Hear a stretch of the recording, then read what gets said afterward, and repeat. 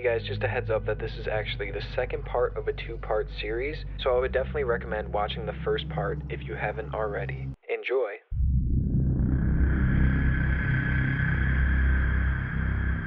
So the Men in Black actually scare the shit out of me. And yes, I know, apparently everything scares me, but whatever. I had a fear of aliens as a child. I am sorry. Let me backtrack. What are the Men in Black? Well, they are large men with black suits, white expressionless faces, no eyebrows, dark sunglasses, and a dark hat. And it's said that they typically move in pairs. And when you encounter these Men in Black, there always seems to be something off about them. Maybe it's their expressionless faces. Maybe it's their monotone voice. But something always just seems off, almost like they're not even human. So what do? Well, it seems like their sole purpose is to scare those who have had some type of encounter with aliens or UFOs into keeping their mouths shut. Now, these Men in Black claim to be government agents, and it's said that they will harass anyone who has seen a UFO or have claimed to have been abducted. And it's said that the government employs these things to stop the spread of alien evidence. And believe it or not, stories of these Men in Black date all the way back to the 40s. And over that span of time, there's been countless terrifying stories surrounding these things. And here's one of them. So the story goes like this. Dr. Albert K. Bender was a well-written and extremely intelligent researcher who had founded the International Flying Saucer Bureau. That is a badass name, let me just say that. Now in 1955, his research was about to yield serious fruit as he prepared to unveil a paper that would prove the US government had, to one degree or another, covered up proof of UFOs. He planned to publish his findings in Space Review. This was until he was visited by the Men in Black. Bender claims that 3 men dressed in all black visited him at his home and warned against pursuing the topic of UFOs any further. The men left Bender scared for his life, and he immediately shut down all research for the Flying Saucer Bureau. Many people who knew him claim that Bender was a changed man after his encounter. His later works were rambly, almost unreadable, and he seemed to live his life in constant anxiety and terror. He purported to still receive mysterious phone calls with nobody on the other end until the end of his life in 2002. That's kind of crazy. Like, take the Men in Black out of this equation, and the story is that you have this guy who loves flying saucers so much he created a whole bureau around it. Not just a business, a bureau. And all of a sudden one day he just stops. He shuts it all down right when he was about to release his most prominent work. It doesn't make sense unless you add the Men in Black in there. I'm just saying. And honestly, there's all sorts of other stories out there surrounding the Men in Black that are all fairly similar to this one. Some of them involve the Men in Black just all of a sudden appearing in people's houses and threatening them to stop whatever research or whatever talking they're doing about UFOs. So it's really scary stuff. And what scares me most is there's no stories that really show what the Men in Black are capable of doing, which means maybe nobody has ever lived to tell about it. But there has been many close calls with these Men in Black. Like the story of a hotel owner who had recorded a UFO and sent it out to the local media. And just days after the video was released, 2 big white men with expressionless faces, black suits, black hat, and black sunglasses came into the hotel demanding to speak to the owner. Now, luckily for the hotel owner, he was not there that day, and they never ended up coming back and trying to talk with him. But the reason the story is so significant is that the 2 Men in Black were actually caught on camera entering the hotel.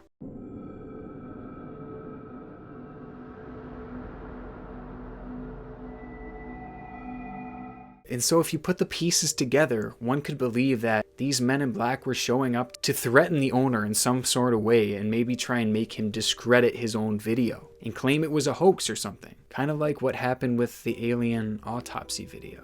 And honestly, who knows what would have actually happened if the owner was there when these men arrived. Just say that he's a lucky man he wasn't there. And it wasn't the only time that the Men in Black were caught on camera. And although some of these might be hoaxes, it's important to remember that where there's smoke, there's usually fire.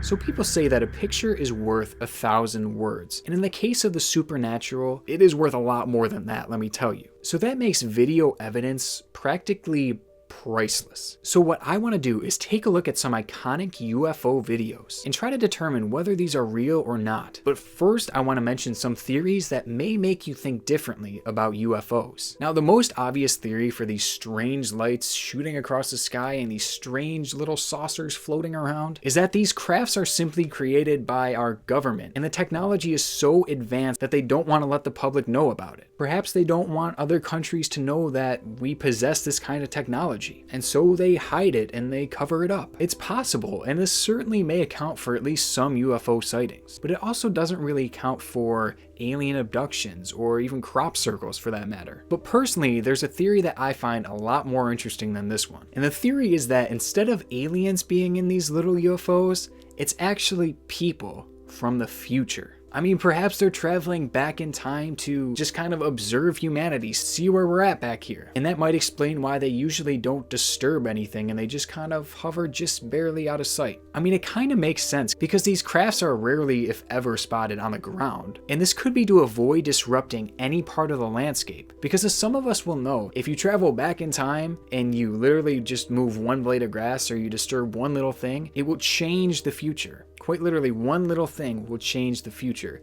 and this is a phenomenon called the butterfly effect. But this is a theory that it deserves its own video, and I'm not going to get into it now. So yeah, that would explain why these things rarely ever land or even disturb anything. And maybe in the cases that they have landed or crashed, it has changed the future. And maybe that's led to a phenomenon called the Mandela effect. I mean, really, this is way too deep for a boy like me to understand, but just gonna leave it out there. So with all that being said, I'm not really sure about this theory, but I wanted to throw it out there for those of you who are, well, smarter than me. It's all of you, if we're being honest. Okay, so with those theories out of the way, let's take a look at some of the most iconic UFO sightings caught on camera. All right, so the first clip is actually from an official US government employee and specifically a pilot. And this video was recorded like 20,000 feet up in the air or something like that, and at super high speeds. The pilots found something strange while they were up there. They found a UFO. Here's the video.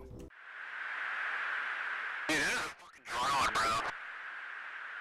There's a whole fleet of them. Look on the ASA. My gosh.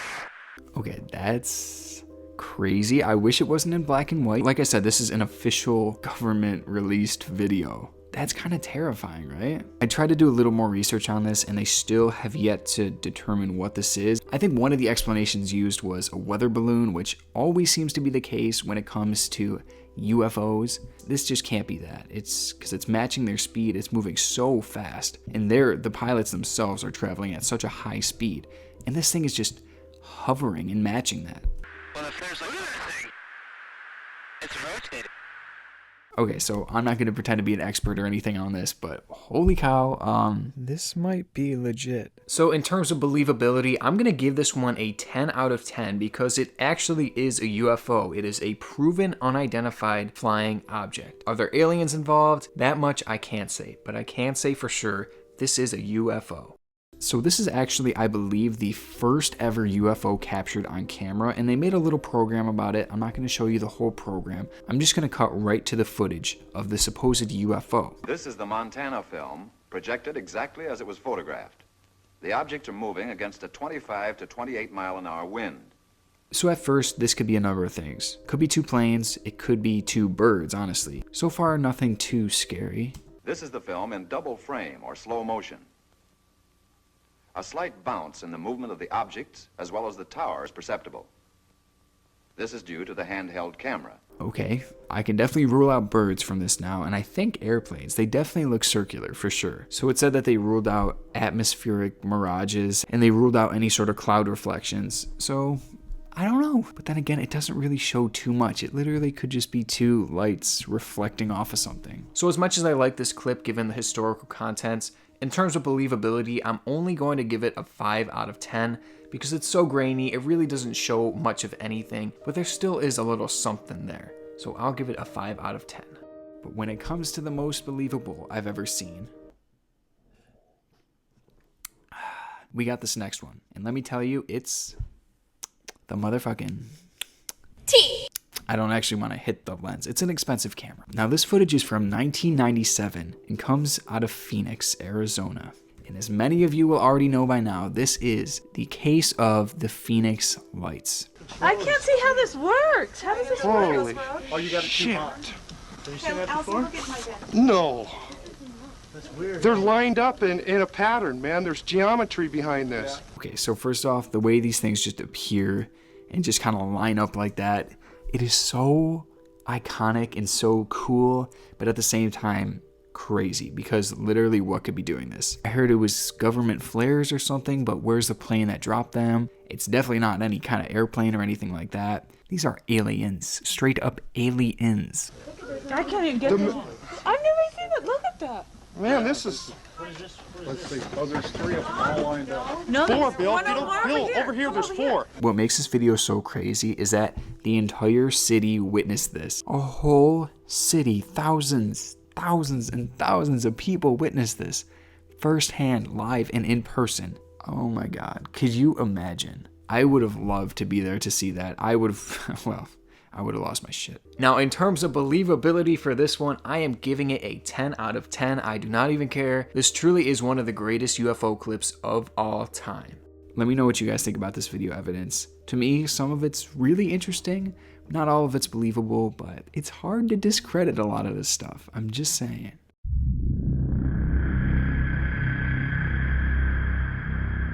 Okay guys, so I actually just found the craziest website ever, and it is called the National UFO Reporting Center. And it's kind of in the name, but this is a website that reports on every single UFO sighting. I guess ever? I don't really know. But the sheer amount of sightings on this list is crazy. Like, I'm just in New York alone, and there's over 4,500 sightings. And there's a lot of really recent ones too. You know what I don't like about this website? They have no sightings in the exact city that I live in, which is kind of messed up.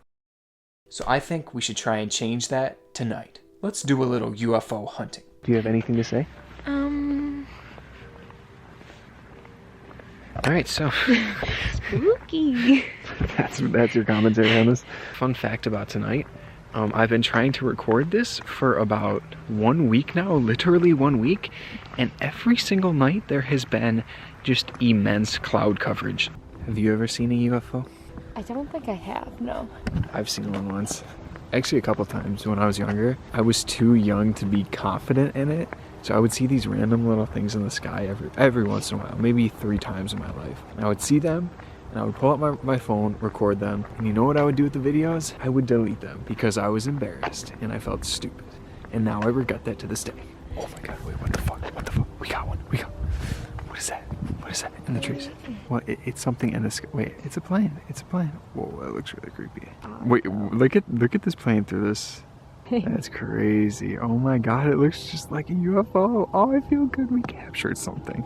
But you want to know what's We did it. interesting about that? What? Is that like people that post videos about like, hey, I caught a UFO, and you see the video and you're like, that doesn't look like a plane to me. That could show how easily it is to fake something like this. I could have easily edited that, cut it up, and made it look like a real life UFO clip. And I feel like a lot of people would believe it. People can tell when you Photoshop things. Right. But that, you don't even have to Photoshop. You just have to cut up the clip. It's all on the camera work. So what this experience proved to me is that it is so easy to fake a UFO video by simply using camera tricks. But it does bring up an interesting theory that a lot of these UFO sightings and these UFOs caught on camera could possibly just be out of focus airplanes.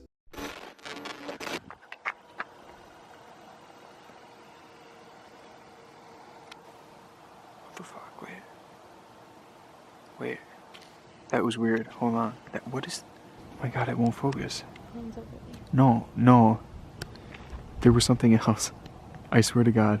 So I'm still kind of confused over what happened during this clip, but basically I was trying to film an airplane that at this point was practically out of frame, and while I was doing this I noticed a flashing light, but this light wasn't an airplane because I was literally looking in the sky and there was no airplane there. In fact, there was nothing in the sky where this light was blinking. So I don't know if it's a UFO, something paranormal, or just some weird camera glitch. Either way, it really scared the hell out of me. Well, guys, that wraps up my little deep dive into the world of aliens. I think I should probably mention that I'm not the biggest believer in aliens, but for some reason they terrify me, which kind of makes no sense. But with that being said, I am glad to be done with the topic of aliens. I am going to move on and leave this in the past for a little while and just mentally recover from all the spookiness that I've been feeling lately. Well, guys, I hope you enjoyed the video. Thank you so much for sticking around to the end. Make sure to like and subscribe, obviously. And guys, I will see you soon with another video.